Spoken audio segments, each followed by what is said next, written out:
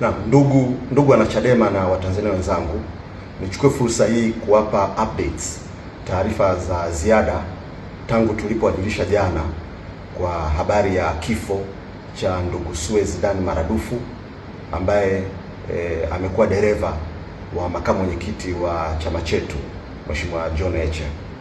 Tangu jana tumekuwa na mashauriano na mazungumzo na madaktari, mganga mkuu wa hospitali ya mkoa hapa Kigoma, hospitali ya Maweni, na tulikubaliana kimsingi tupate wataalam pathologist ambao ni authorized.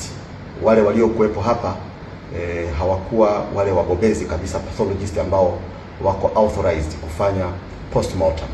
Kwa hivyo tulikubaliana kwamba tupate pathologist na tukafanikiwa kupata mmoja kutoka Bugando Mwanza na mwingine kutoka Geita, na tulipata uhakika na uthibitisho kwamba waliondoka jana, na kwa bahati njema asubuhi ya leo mganga mkuu alijulisha kwamba wamefika, na walipofika walikwenda moja kwa moja ofisini kwa mkuu wa mkoa kwa mazungumzo ambayo hatukuwa tumeyajua ni mazungumzo ya namna gani. Lakini kitu ambacho kimekuwa kipya kidogo ni taarifa tuliyoipata leo kwa habari ya pathologist mwingine tena kutoka Dar es Salaam ambaye ametakiwa kuja kuungana na timu hii kwa ajili ya kazi hii, na jambo hili limepelekea kuchelewa kazi hii kuanza. Mpaka dakika hii tunavyozungumza ni saa 9 alasiri, bado zoezi la uchunguzi halijaanza, ilhali tulikuwa tumeshajiandaa zoezi litakapokamilika basi pengine saa 6 saa 7 tuweze kuanza safari ya kuelekea Tarime ili kuweza kukamilisha taratibu zingine zilizobaki mbele yetu. Kwa hivyo jambo hili kwa kweli sasa limeleta fadhaa kwa sababu limekuja likiwa limechelewa na halikuwa katika utaratibu tuliokubaliana jana. Tulikubaliana pathologist wanaokuja ni wawili kutoka Mwanza na Geita, na sisi kama chama tuna daktari mwingine ambaye tulishamwandaa kwa niaba ya familia kwa ajili ya kwenda kushuhudia, wakiwemo mawakili wetu wakili Samuel Welwel na wakili Deo Mainyila. Tuliwaandaa kwa ajili ya kwenda kushuhudia kwa pamoja. Kwa jambo hili limetupa fadhaa, na ucheleweshaji huu umetupa na umeendelea kutupa maswali ya nini kinachoendelea. Lakini pia nichukue fursa hii kutoa masikitiko yetu kama chama makubwa sana. Leo asubuhi tumemsikia mkuu wa mkoa wa Kigoma IGP mstaafu afande Simon Siro akizungumza na akitoa taarifa kuhusu jambo hili, na katika mazungumzo yake amezungumzia kwamba kifo hiki ni kifo kwa uzoefu wa kiaskari ni kifo cha kawaida. Hili jambo si sahihi. Kauli hii ni kauli batili, na tafadhali IGP mstaafu usiparamie mambo kwa namna hii.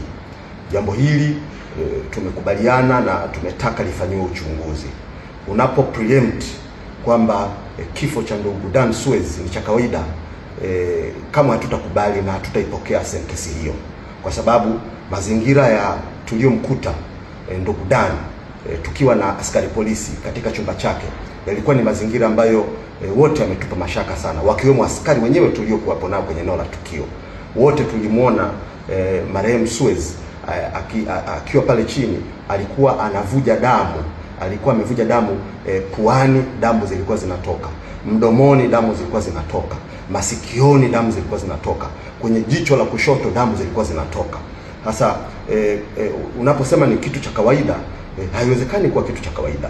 What if uchunguzi utakapofanyika ukatuthibitishia kwamba huyu ndugu alikula kitu au alikunywa sumu ambayo ndio ikasababisha mishipa ya damu ipasuke kwa spidi kubwa ya namna ya jinsi ilivyotokea.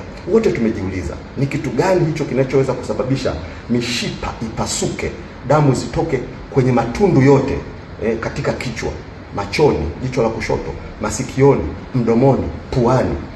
Hatuwezi kusema kwamba kifo hiki ni cha kawaida.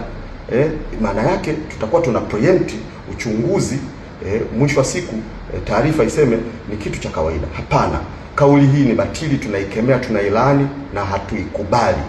na Watanzania wapuuzie kauli hii ambayo pengine inataka kupreempt ripoti iseme nini. Uchunguzi huu utafanyika na tutakuwepo wote kushuhudia, kusimamia, ili tuelewe jambo hili, nini kimetokea kwa ndugu Dan Suez.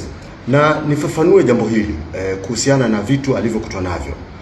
Dawa zinazozungumzwa kwamba zilikutwa katika begi lake ni dawa za kawaida, ni medical supplies za kawaida kabisa. Hata mimi kwenye begi langu ninaposafiri, utakuta nitakuwa na magnesium, nitakuwa na strepsils, nitakuwa na paracetamol. Ni dawa medical supplies ambazo ni za kawaida kabisa. Sasa inapotokea jambo hili linakuzwa na kufanywa kama kuna kitu cha attention, kwa nini tusizungumzie pia katika begi lake tulikuta fedha taslimu takriban shilingi 400,000 na shilingi 20,000 ambazo alikabidhiwa wakili Deo Mainyila, kijana wetu. Kwa nini tusiseme kwenye begi lake tulikuta vocha za simu? Kwa nini tusiseme kwenye begi lake tulikuta mafuta? Kwa nini kwenye begi lake tusiseme tulikuta vitu ambavyo ni vya kawaida kabisa mtu anapokuwa amesafiri? Sasa tunalisihi na tunawasihi watu ambao wana mamlaka ya kuzungumzia jambo hili kwenye engo yao, wasipreempt mambo, wasitengeneze hadithi au narrative yenye lengo la pengine kufanya watu waone au wapate habari ambayo itaweza kupindisha ukweli ambao Watanzania wote wanausubiri. Jambo hili kwa kweli limetushtua, limetupa fadhaa kubwa, kwa sababu ndugu Dan Suez kutoka kwa wasaidizi wa Mheshimiwa Heche ambao wako karibu naye, hakuonyesha dalili yoyote ya kwamba ana jambo fulani ambalo liko very complicated, jambo ambalo ni tete sana linalohusiana na afya yake.